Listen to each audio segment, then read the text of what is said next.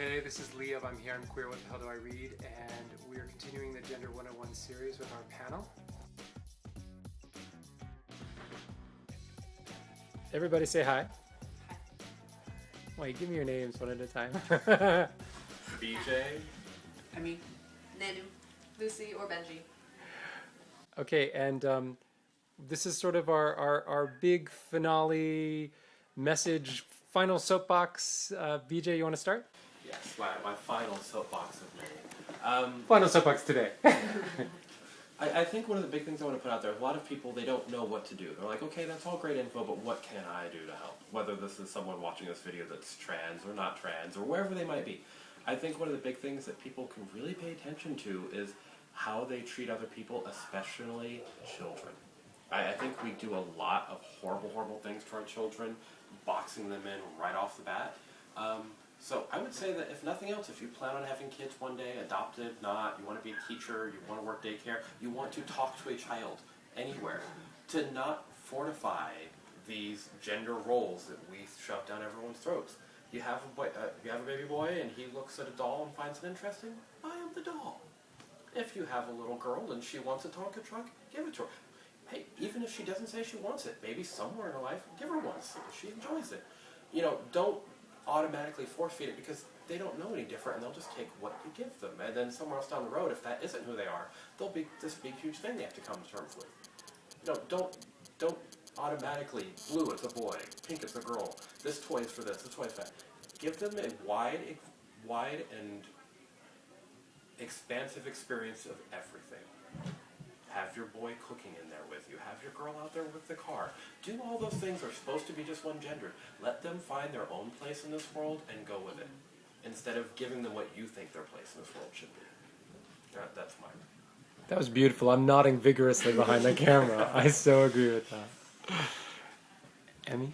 So if I could give two really quick messages, the first one would be if you meet somebody who's gender non-conforming, who's gender variant, who appears to be trans, just the first piece of advice that I always give you is don't make any assumptions, because you don't know their identity unless you've met them, you've talked to them, interacted with them in some way.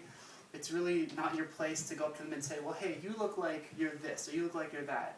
And it creates a lot of tension when people try to either force an identity on me or to change my identity to their liking. So if you can do that, that's really great. If you just let people self-identify, if you let them say, this is how I want you to refer to me, and just respecting that, I think there'll be many fewer tensions between a lot of different communities. And the other point that I think is really important to make is, you can see us here. We're very happy to be here. We're very happy to provide this community. And I think it's definitely worth pointing out that if you want this community, or if you're questioning, or if you need somebody to talk to, like, there are people in your community who you can go to. There are resources.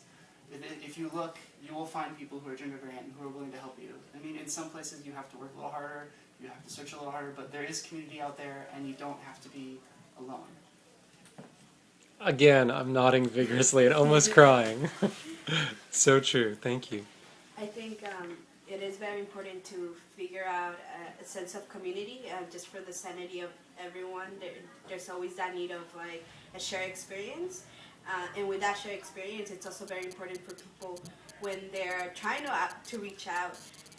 Don't look for validation. It's like the worst thing to do, because a lot of times you're turned down to like other people's definitions of what you should be.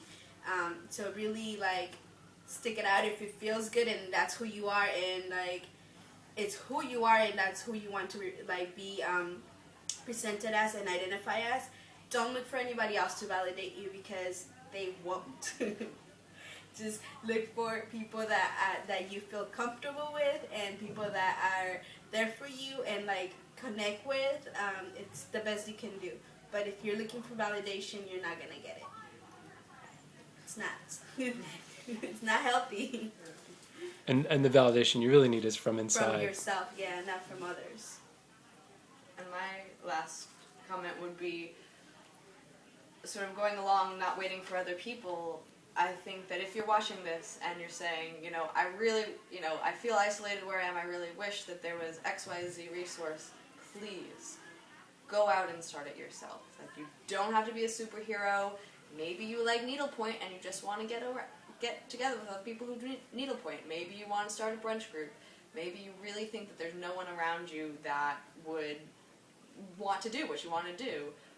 Whether it be spoken word, whether, whatever it is that, a dating group, like what is it called?